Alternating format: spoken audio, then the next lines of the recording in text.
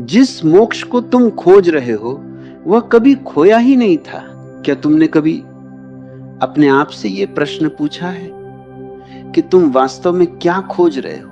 धन, सम्मान, प्रेम, सफलता, या फिर उस सबके पीछे छिपी हुई कोई ऐसी शांति जो इन सब के मिल जाने के बाद भी नहीं मिलती? मनुष्य का पूरा जीवन एक खोज है। बचपन से लेकर वृद्धावस्था तक वह कुछ न कुछ पाने की दौड़ में लगा रहता है। पहले खिलौने चाहिए थे, फिर अंक चाहिए थे, फिर नौकरी चाहिए थी, फिर धन चाहिए था, फिर परिवार, प्रतिष्ठा और सुरक्षा चाहिए थी। और यदि यह सब मिल भी जाए तब भी भीतर एक अजीब सी खाली जगह बनी रहती है। यही खालीपन एक दिन मनुष्य को आध्यात्मिकता की ओर ले जाता है। तब वो पूछता है, मोक्ष क्या है? लेकिन इस प्रश्न का उत्तर खोजने से पहले एक और प्रश्न पूछना आवश्यक है। तुम बंधे किससे हो? क्योंकि जहां बंधन ही नहीं वहां मुक्ति कैसी? और जहां बंधन को पहचाना ही नहीं वहां मोक्ष केवल एक कल्पना बनकर रह जाएगा। अधिकांश लोग मानते हैं कि मोक्ष मृत्यु के बाद मिलने वाली कोई उपलब्धि है। वे सोचते हैं कि यदि जीवन भर अच्छे कर्म कर लिए, पूजा पाठ कर लिया, व्रत रख लिए, दान कर दिया, तो मृत्यु के बाद उन्हें मोक्ष मिल जाएगा। पर क्या सत्य इतना सस्ता है? यदि मोक्ष किसी कर्म का पुरस्कार होता तो वह भी एक व्यापार बन जाता। तुमने कुछ किया और उसके बदले ईश्वर ने तुम्हें मोक्ष दे दिया, फिर मोक्ष भी संसार की वस्तुओं जैसा ही हो गया। नहीं, मोक्ष कोई पुरस्कार नहीं है, मोक्ष कोई स्थान नहीं है, मोक्ष कोई स्वर्ग नहीं है, मोक्ष भविष्य में मिलने वाली घटना भी नहीं है। मोक्ष एक अवस्था है और यह अवस्था तब जन्म लेती है जब तुम्हारे भीतर वह समाप्त हो जाता है जो कभी वास्तविक था ही नहीं। सोचो, जब रात में तुम सपना देखते हो कि तुम किसी अंधेरी गुफा में कैद हो गए हो, तुम भाग रहे हो, डर रहे हो, रो रहे हो, फिर अचानक आंख खुल जाती है। क्या तुम्हें उस गुफा से बाहर निकलना पड़ता है? नहीं, क्योंकि गुफा कभी थी ही नहीं। बंधन भी स्वप्न था और मुक्ति भी केवल जागने का नाम थी। ठीक इसी प्रकार मनुष्य का सबसे बड़ा बंधन बाहर नहीं है, न समाज, न परिवार, न परिस्थितियां, न धन, न गरीबी। सबसे बड़ा बंधन है अज्ञान, अपने वास्तविक स्वरूप को न जानना, स्वयं को वही मान लेना जो वास्तव में तुम नहीं हो। तुम शरीर को मैं कहने लगते हो, मन को मैं कहने लगते हो, विचारों को मैं कहने लगते हो, भावनाओं को मैं कहने लगते हो। और इसी भूल से पूरी कैद पैदा होती है। कल्पना करो, आकाश में बादल छा गए। क्या आकाश छोटा हो गया? क्या आकाश गंदा हो गया? क्या आकाश टूट गया? नहीं, बादल केवल गुजर रहे हैं। आकाश वैसा ही है। तुम्हारी चेतना भी उसी आकाश की तरह है। विचार बादल हैं, क्रोध बादल है, लोभ बादल है, भय बादल है, सुख और दुख भी बादल हैं। लेकिन तुमने बादलों को ही अपना परिचय बना लिया। तुम कहते हो मैं क्रोधित हूं, मैं दुखी हूं, मैं असफल हूं, जबकि सत्य ये है, क्रोध आया है, दुख आया है, विचार आए हैं, और जो आता है वह चला भी जाता है, पर जो देख रहा है वह कभी नहीं जाता है। मोक्ष उसी देखने वाले को पहचान लेना है। यही कारण है कि हजारों वर्षों से वृद्ध और संत एक ही बात अलग अलग शब्दों में कहते रहे, अपने आप को जानो।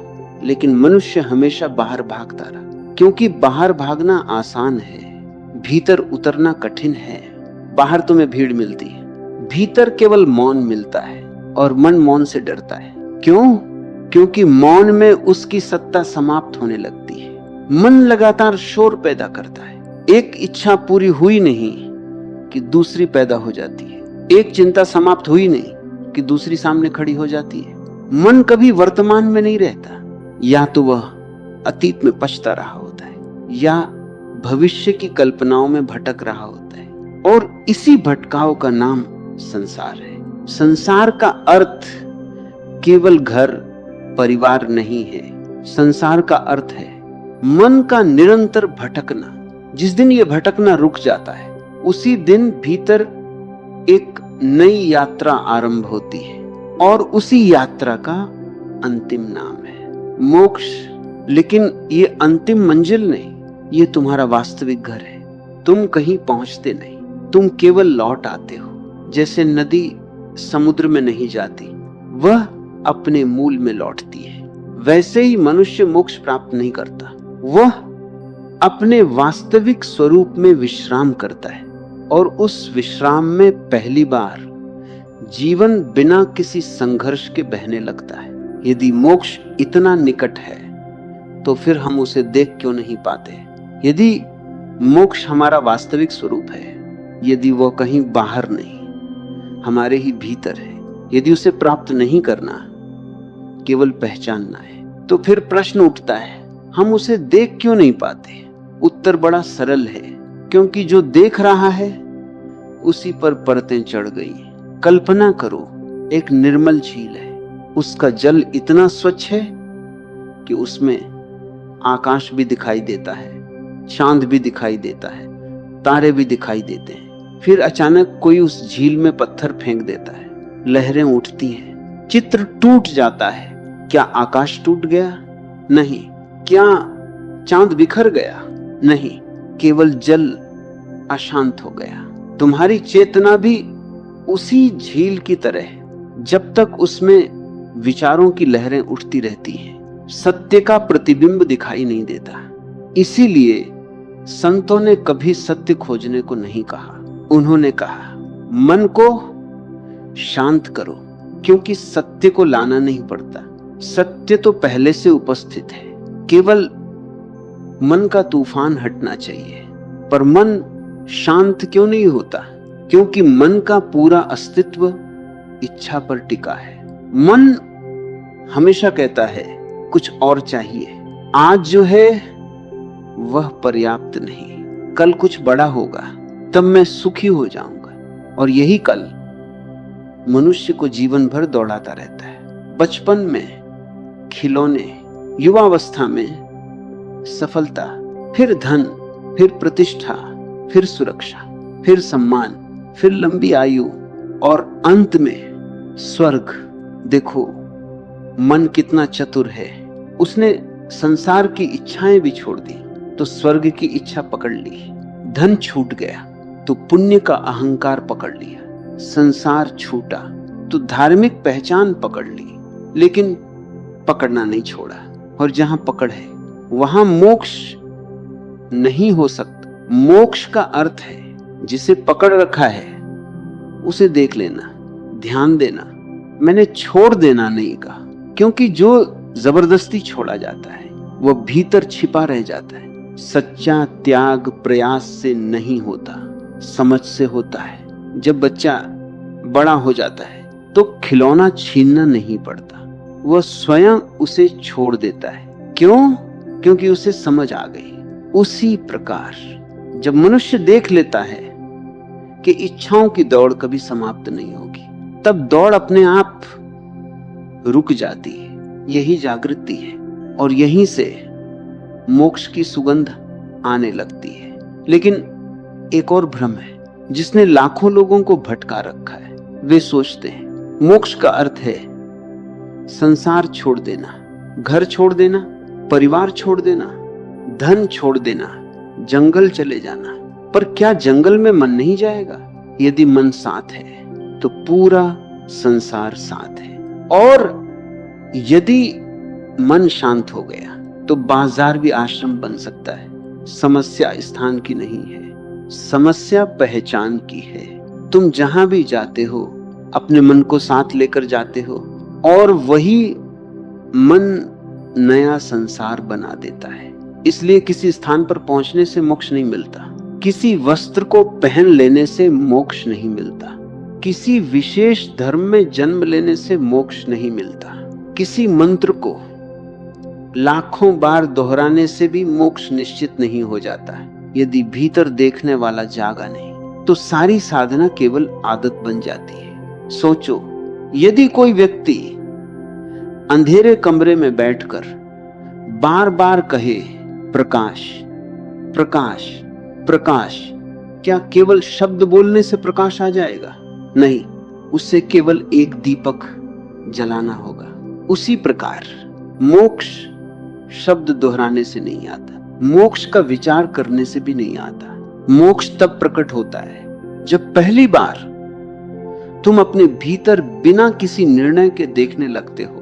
तुम अपने क्रोध को देखते हो बिना उसे दबाए, तुम अपने भय को देखते हो बिना उससे भागे, तुम अपनी इच्छाओं को देखते हो बिना उन्हें सही या गलत कहे, और धीरे धीरे एक अद्भुत घटना घटती है। जो देखा जा रहा है वो कमजोर होने लगता है और जो देख रहा है वो प्रकट होने लगता है।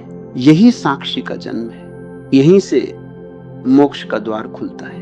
लेकिन अभी भी एक अंतिम दीवार बाकी है, सबसे सूक्ष्म, सबसे अदृश्य और सबसे खतरनाक वह दीवार है मैं। यही मैं हर बंधन का केंद्र है, यही मैं हर पीड़ा का जन्मदाता है। और जब तक ये मैं बना हुआ है, मोक्ष केवल एक कल्पना रहेगा। मैं का अंत ही मोक्ष का आरंभ है। यदि इस पूरे जीवन में कोई एक शब्द है जिसने मनुष्य को सबसे अधिक भटकाया है, तो वो है मैं। यही मैं जन्म लेते ही तुम्हारे भीतर नहीं था। जब एक शिशु इस संसार में आता है, वह केवल जीवन होता है, वह न हिंदू होता है, न मुसलमान, न अमीर, न गरीब, न सफल, न असफल। उसे अपना नाम भी नहीं पता होता, उसे केवल होना आता है। वह हंसता है तो पूरी तरह हंसता है, रोता है तो पूरी तरह रोता है। उसके भीतर कोई दर्शक नहीं, कोई अभिनय नहीं, कोई छवि नहीं। फिर धीरे धीरे संसार उसे पहचान देना शुरू करता है। कहा जाता है तुम्हारा नाम ये है, तुम इस परिवार से हो, तुम इस परिवार से हो, तुम्हें ऐसा बनना चाहिए। लोग क्या कहेंगे? तुम्हें सबसे आगे निकलना है। और यहीं से एक नया पात्र जन्म लेता है जिसे तुम स्वयं समझने लगते हो। यही है अहंकार। ध्यान रखना, अहंकार का अर्थ घमंड नहीं है। घमंड तो उसका केवल एक रूप है। अहंकार का वास्तविक अर्थ है एक झूठी पहचान। जो तुम नहीं हो उसी को स्वयं मान लेना। यदि कोई तुम्हारी प्रशंसा करे तो भीतर आनंद उठता है। यदि कोई तुम्हारी आलोचना कर दे तो भीतर आग लग जाती है। क्यों? क्योंकि तुमने स्वयं को दूसरों की राय में रख दिया है। अब तुम्हारा अस्तित्व तुम्हारे हाथ में नहीं, दूसरों के शब्दों में कैद हो गया। और जहां अस्तित्व उधार हो वहां स्वतंत्रता कैसे होगी? सोचो, यदि कोई दर्पण के सामने खड़ा होकर दर्पण में धूल देखे तो क्या वो अपना चेहरा धोएगा या दर्पण साफ करेगा? अधिकांश लोग पूरी जिंदगी दर्पण साफ करते रहते हैं। वे दुनिया बदलना चाहते हैं पर स्वयं को देखने का साहस नहीं करते। वे चाहते हैं सब लोग उन्हें समझें, सम्मान दें, प्रेम करें, स्वीकार करें, लेकिन उन्होंने स्वयं को कभी स्वीकार ही नहीं किया। यही दुख की जड़ है। जब तक मैं बना रहेगा, हर बात व्यक्तिगत लगती रहेगी। कोई कुछ कह दे तो चोट लगेगी, कोई आगे निकल जाए तो ईर्ष्या होगी, कोई सफलता पाले तो तुलना शुरू हो जाएगी। और तुलना जहां है वहां शांति नहीं हो सकती। मोक्ष का अर्थ ये नहीं कि संसार बदल जाएगा। मोक्ष का अर्थ है तुम्हारे देखने का ढंग बदल जाएगा। एक छोटी सी घटना समझो। मान लो तुम नदी के किनारे बैठे हो, नदी बह रही है, उसके ऊपर सूखे पत्ते तैरते हुए निकल रहे हैं। क्या तुम हर पत्ते को पकड़ने के लिए पानी में कूद जाते हो? नहीं, तुम केवल देखते हो। पत्ता आता है और चला जाता है। ठीक यही ध्यान भीतर भी संभव है। विचार आते हैं, उन्हें जाने दो। क्रोध आता है, उसे भी गुजरने दो। भय आता है, उसे भी रोकने की आवश्यकता नहीं। तुम केवल नदी के किनारे बैठे साक्षी बने रहो। धीरे धीरे तुम्हें एक आश्चर्यजनक सत्य दिखाई देगा। जो कुछ आता है वह तुम नहीं हो। जो बदलता है वह तुम नहीं हो। जो जन्म लेता है वह तुम नहीं हो। जो समाप्त हो जाता है वह भी तुम नहीं हो। फिर तुम कौन हो? यही प्रश्न यदि पूरे अस्तित्व से पूछा जाए तो वह तुम्हें मौन में ले जाएगा, और उसी मौन में पहली बार मैं की पकड़ ढीली होने लगती है। याद रखना, मैं को मारना नहीं है, उससे लड़ना भी नहीं है, क्योंकि जिससे तुम लड़ोगे उसे ही शक्ति दोगे। केवल उसे देखना है पूर्ण जागरूकता से। जब प्रकाश चलता है तो अंधकार से युद्ध नहीं करता, अंधकार स्वयं समाप्त हो जाता है। उसी प्रकार जब चेतना जागती है तो अहंकार को मिटाने का प्रयास नहीं करना पड़ता, वह स्वयं एक भ्रम की तरह विलीन होने लगता है। और जिस क्षण यह भ्रम टूटता है, एक ऐसी शांति उतरती है जिसे शब्द कभी व्यक्त नहीं कर सकते। ये शांति किसी कारण से नहीं होती, ये आनंद किसी उपलब्धि से नहीं आता, ये प्रेम किसी व्यक्ति पर निर्भर नहीं होता, ये अस्तित्व का स्वभाव है। यही मोक्ष की पहली झलक है। लेकिन अभी भी एक अंतिम प्रश्न शेष है। यदि मोक्ष इतना सरल है तो फिर इतने कम लोग उसे क्यों जान पाते हैं? और क्या कोई साधना है जो हमें इस अनुभव के निकट ले जाए? मोक्ष कोई मंजिल नहीं, तुम्हारा स्वभाव है। यदि कोई तुमसे पूछे मोक्ष कहाँ है, तो शायद तुम आकाश की ओर इशारा करोगे, किसी अदृश्य लोक की कल्पना करोगे, किसी दिव्य संसार की बात करोगे। लेकिन यदि सत्य इतना दूर होता तो उसे पाने की आशा ही व्यर्थ होती। सत्य दूर नहीं है, इतना निकट है कि तुम्हारी आंखें उसे देख नहीं पाती। जैसे मछली पूरे जीवन समुद्र में रहती है, फिर भी यदि उससे पूछा जाए समुद्र कहाँ है, तो वह शायद उत्तर ही न दे पाए, क्योंकि जो हर क्षण उपस्थित है उसे पहचानना सबसे कठिन होता है। ठीक वैसे ही तुम चेतना में जी रहे हो, लेकिन चेतना को नहीं जानते। तुम जीवन हो, लेकिन स्वयं को केवल शरीर मान बैठे हो। तुम साक्षी हो, लेकिन विचारों को ही अपना परिचय समझ लिया है।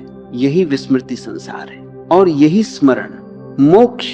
इसलिए मोक्ष कोई उपलब्धि नहीं है, ये पहचान है। तुम्हें कुछ बनना नहीं है, तुम्हें कुछ जोड़ना नहीं है, तुम्हें केवल वह सब देखना है जो झूठ है। सत्य को खोजने की आवश्यकता नहीं पड़ती। झूठ गिरते ही सत्य स्वयं प्रकट हो जाता है। याद करो, जब सूर्योदय होता है तो सूर्य अंधकार से लड़ता नहीं, अंधकार कहीं जाता भी नहीं। प्रकाश आते ही उसका अस्तित्व समाप्त हो जाता है। इसी प्रकार अज्ञान समाप्त होते ही मोक्ष प्रकट होता है। इसलिए किसी ने भी तुम्हें मोक्ष नहीं देना है, न कोई गुरु, न कोई मंदिर, न कोई शास्त्र। गुरु केवल द्वार दिखा सकता है, चलना तुम्हें ही होगा। शास्त्र केवल संकेत कर सकते हैं, देखना तुम्हें ही होगा। ध्यान केवल वातावरण बना सकता है, जागना तुम्हें ही होगा। और जिस दिन ये जागरण घटेगा, तुम्हें पता चलेगा कि जिसे तुम जीवन भर खोजते रहे, वह खोजने वाला ही सबसे बड़ा पर्दा था। जिस दिन खोज समाप्त होती है, उसी दिन खोजा हुआ प्रकट हो जाता है। कितनी विचित्र बात है। मनुष्य पूरी पृथ्वी पर घूम आता है, पहाड़ों पर जाता है, तीर्थों में जाता है, संतों के चरणों में बैठता है, हजारों पुस्तकें पढ़ता है, अनगिनत मंत्र जपता है, लेकिन एक क्षण के लिए भी स्वयं के भीतर शांत होकर नहीं बैठता। और जो भीतर नहीं उतरा, वो बाहर कितना भी भटक ले, मंजिल नहीं मिलेगी, क्योंकि मंजिल बाहर है ही नहीं। अपने जीवन को ध्यान से देखो। हर दुख का कारण कोई घटना नहीं, बल्कि उस घटना के प्रति तुम्हारी पकड़ है। हर भय का कारण भविष्य नहीं, बल्कि भविष्य पर नियंत्रण की इच्छा है। हर क्रोध का कारण दूसरा व्यक्ति नहीं, बल्कि तुम्हारा टूटा हुआ अहंकार है। हर पीड़ा का कारण संसार नहीं, बल्कि वह मैं है जो हर अनुभव को अपना बना लेना चाहता है। जब ये मैं ढीला पड़ता है, जीवन पहली बार सहज हो जाता है, तब तुम जीते हो, लेकिन जीवन को पकड़ते नहीं। प्रेम करते हो, लेकिन अधिकार नहीं जमाते। कार्य करते हो, लेकिन परिणाम में नहीं बंधते। संसार में रहते हो लेकिन संसार तुम्हारे भीतर नहीं रहता। यही वास्तविक संन्यास है। संन्यास वस्त्र बदलने से नहीं आता, संन्यास दृष्टि बदलने से आता है। और जब दृष्टि बदल जाती है तो वही संसार जो कभी कारागार लगता था, अब एक सुंदर लीला बन जाता है। तब मृत्यु भी भय नहीं रह जाती, क्योंकि जो स्वयं को शरीर नहीं मानता, वह शरीर के जाने से कैसे डर सकता है। तब मौन बोझ नहीं लगता, क्योंकि उसी मौन में अपना घर दिखाई देता है। तब ध्यान कोई अभ्यास नहीं रहता, वह तुम्हारी सांसों की तरह स्वाभाविक हो जाता है। और तब केवल होना कोई विचार नहीं रहता, वह तुम्हारा प्रत्यक्ष अनुभव बन जाता है। अब शायद तुम्हें समझ में आ रहा होगा कि ध्यान, मौन, केवल होना, मृत्यु, ये चारों विषय अलग अलग नहीं थे। वे सब तुम्हें इसी एक द्वार तक ला रहे थे। मोक्ष। ध्यान ने तुम्हें भीतर मुड़ना सिखाया, मौन ने तुम्हें मन के शोर से परिचित कराया, केवल होने ने तुम्हें प्रयास छोड़ना सिखाया, मृत्यु ने तुम्हें अस्थाई का सत्य दिखाया, और अब मोक्ष तुम्हें यह बता रहा है कि जिसे तुम खोज रहे थे वह कभी खोया ही नहीं था। तुम हमेशा से मुक्त थे।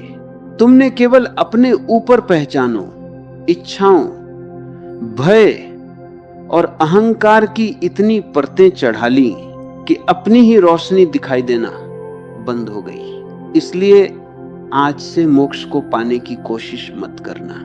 केवल हर दिन थोड़ा सा अधिक जागना, थोड़ा सा अधिक देखना, थोड़ा सा अधिक मौन होना, थोड़ा सा कम मैं होना। और जिस दिन देखने वाला पूर्णतः जाग जाएगा, तुम्हें किसी से पूछना नहीं पड़ेगा मोक्ष क्या है, मोक्ष क्या है, क्योंकि उस दिन प्रश्न समाप्त हो जाएगा। और जहां प्रश्न समाप्त हो जाते हैं, वहीं से सत्य बोलना शुरू करता है, वहीं से मोक्ष आरंभ नहीं होता। वहीं ये स्पष्ट होता है कि मोक्ष तो सदैव से था।